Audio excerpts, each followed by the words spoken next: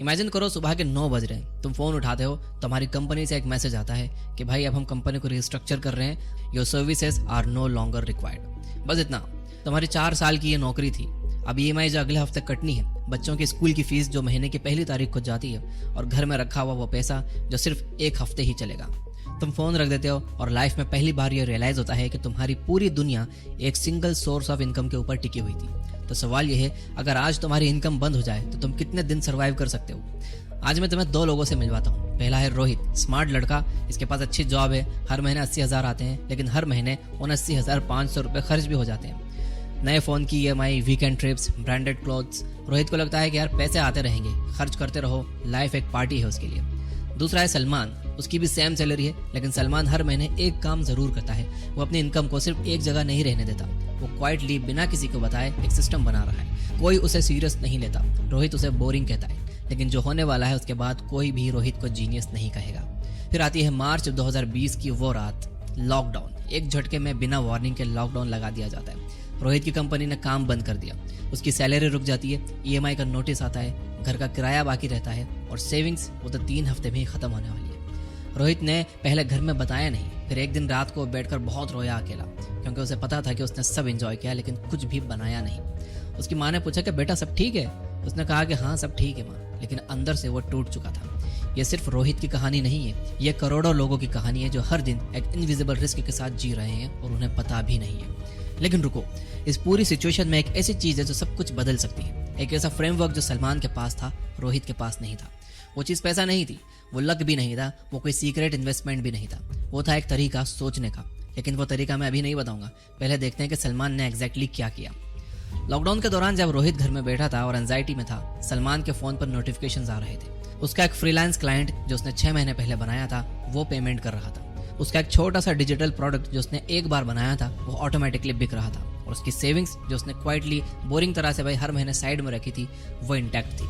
रोहित ने एक दिन सलमान को कॉल किया और पूछा कि यार तुझे डर नहीं लग रहा? सलमान ने कहा कि डर क्यों, मैंने सिस्टम बनाया है और सिस्टम डरता नहीं है। रोहित समझा नहीं, तुम भी शायद अभी नहीं समझे, लेकिन अब मैं तुम्हें वो 7 चीजें बताता हूँ जो सलमान ने की थी और जो तुम आज से ही शुरू कर सकते हो। नंबर 1, इमरजेंसी फंड पहले, इन्वेस्टमेंट बाद में। ये सबसे बोरिंग एडवाइस लगता है, लेकिन ये सबसे पावरफुल है। रोहित हर महीने म्यूचुअल फंड्स में 2,000 रुपए डालता था, लेकिन इमरजेंसी फंड 0 था। क्राइसिस आई, उसने म्यूचुअल फंड तोड़ा, लॉस में, पैसा भी गया और रिटर्न भी गया। सलमान ने पहले से 6 महीने के एक्सपेंसेस एक अलग अकाउंट में रखे थे। वो उसे बोरिंग अकाउंट कहता था, लेकिन क्राइसिस में यही अकाउंट उसकी जिंदगी था। रूल सिंपल है, पहले सिक्योरिटी फिर ग्रोथ। अब जो अगली बात है वो ज्यादातर लोग सुनते हैं लेकिन करते नहीं है। नंबर 2, एक इनकम पर कभी भी मत रुको। वॉरेन बफेट ने कहा था कि never depend on a single income. ये लाइन सब कोट करते हैं लेकिन कोई फॉलो नहीं करता। रोहित की पूरी लाइफ एक सैलरी पर थी, जब वो गई तो सब चले गया। सलमान ने साइड में एक छोटी सी स्किल मोनेटाइज की थी, ग्राफिक डिजाइन की। फाइवर पर प्रोफाइल बनाई, महीने के 8-10 हज़ार आने लगे। ये बड़ी रकम नहीं थी, लेकिन क्राइसिस में यही उसकी लाइफ लाइन बनी। तुम्हारे पास भी कोई एक स्किल है, कोई एक नॉलेज है जो तुम किसी को सिखा सकते हो, किसी के लिए कर सकते हो, वो चीज तुम्हारी एसेट है, उसे इस्तेमाल करो। तीसरी बात, अपने असली मंथली एक्सपेंसेस जानो। ये सुनने में सिंपल लगता है, लेकिन 90% लोग नहीं जानते कि वो एक्चुअली महीने में कितना खर्च कर देते हैं। रोहित को लगता था कि वो 40,000 खर्च करता है, लेकिन जब उसने लिखा तो भाई 67,000 निकले। OTT subscriptions, food delivery, random online shopping, सब ऐड होता गया। सलमान को एग्जैक्ट पता था कि 35,000 उसकी मिनिमम सर्वाइवल कॉस्ट है। इसी नॉलेज से उसने इमरजेंसी फंड कैलकुलेट किया था। जब तुम्हें पता हो कि तुम्हें मिनिमम कितना चाहिए, तभी तुम प्लान कर सकते हो। अंधेरे में प्लान नहीं होता। चौथी बात, स्किल्स वो एसेट हैं जो कोई नहीं छीन सकता तुमसे।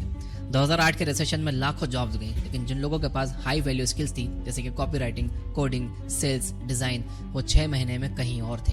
रोहित की जॉब गई तो उसके पास कुछ भी नहीं था दिखाने के लिए, सिर्फ एक कंपनी का नाम जब एग्जिस्ट ही नहीं करती थी।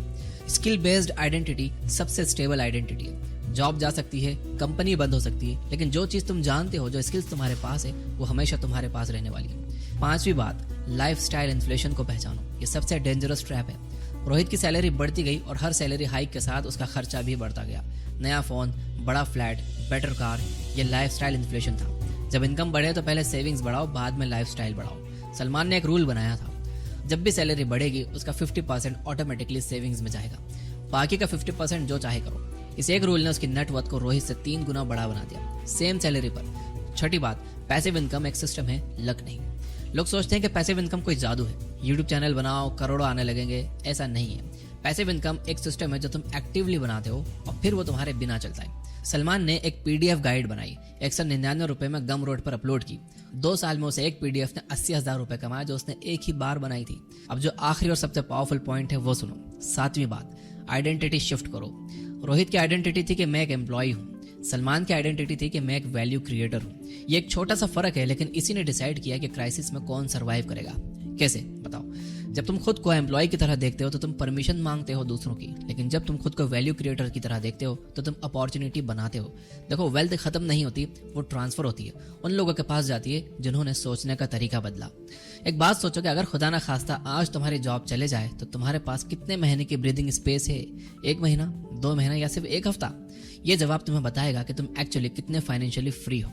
और ये जवाब कंफर्टेबल नहीं होगा, लेकिन अनकंफर्टेबल सच ही तुम्हें चेंज की तरफ ले जाता है। लॉकडाउन खत्म हुआ 1 साल बाद, रोहित ने नई जॉब ढूंढी, लेकिन इस बार वो चेंज था। उसने इमरजेंसी फंड बनाया, उसने फ्रीलांस शुरू किया। उसने सलमान से पूछा कि तूने ये सब कब सीखा? सलमान ने कहा कि पैनिक में नहीं सीखा, मैंने तब सीखा जब सब ठीक था, क्योंकि क्राइसिस में सीखने का टाइम नहीं होता, अप्लाई करने का टाइम होता। रोहित ने कहा कि काश मैंने पहले सुना होता।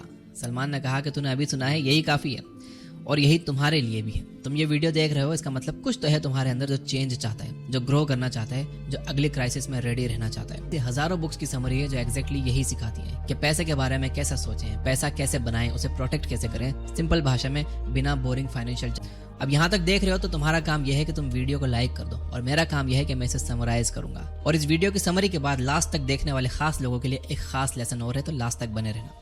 तो पहली बात थी, इमरजेंसी फंड पहले बनाओ, इन्वेस्टमेंट बाद में करो। सिक्योरिटी हमेशा पहले आनी चाहिए और बाद में ग्रोथ। दूसरी बात थी, एक इनकम पर कभी भी मत रुको, एक सेकंड सोर्स ऑफ इनकम बनाओ। सेकंड क्या बल्कि 3rd, 4th और 5th भी बनाओ। तीसरी बात, अपने मंथली एक्सपेंसेस को जानो। जब तुम्हें पता ही नहीं होगा वही तुम कितने खर्च कर रहे हो, तो तुम आगे का कदम नहीं उठा पाओगे। 5वीं बात, लाइफस्टाइल इन्फ्लेशन को पहचानो और इसके ट्रैप में फंसो मत। अपनी इनकम के हिसाब से अपनी लाइफस्टाइल रखो, पहले सेविंग्स बढ़ाओ, बाद में लाइफस्टाइल बढ़ाना। 6ठी बात, पैसिव इनकम एक सिस्टम है, लक नहीं है। पैसिव इनकम बनाने के लिए तुम्हें पहले एक्टिवली काम करना पड़ता है, तो पैसिव इनकम बनाने पर भी काम करो। और 7वीं बात, आइडेंटिटी शिफ्ट करो। मैं एक एम्प्लॉय हूँ मत सोचो, मैं एक वैल्यू क्रिएटर हूँ ऐसा सोचो। तुम जस्ट रोहित नाम के एम्प्लॉय नहीं हो, तुम रोहित प्राइवेट लिमिटेड हो, जो एक दूसरी कंपनी को सर्विसेज दे रही है जहां पर तुम जॉब कर रहे हो। सोच का यह छोटा सा फर्क तुम्हारी जिंदगी बदल सकता है। अब आते हैं फाइनल बात पर। देखो, एक सैलरी और इनकम का एक सोर्स, ये मॉडल 20वीं सदी का था। 21वीं सदी में सर्वाइव करना है तो अलग तरह से सोचना होगा। तो क्या करें? आज रात सोने से पहले एक काम करो, एक कागज पर लिखो, अगर मेरी इनकम बंद हो जाए तो मेरे पास कितने दिन का प्लान है। अगर जवाब अनकंफर्टेबल है तो भाई वही तुम्हारा स्टार्टिंग पॉइंट है। और याद रखो कि भाई अगर तुम शांति के समय में पसीना बहाओगे तो जंग के समय में तुम्हारा खून नहीं बहेगा। चैनल पे सब्सक्राइब कर लो भाई, घंटी वंटी नहीं दबाई हो तो दबा दो, क्योंकि यहाँ पर हर हफ्ते लाइफ चेंजिंग वीडियोस हम लाते रहते हैं। You guys are amazing, keep reading, keep learning, keep growing. Thank you for watching.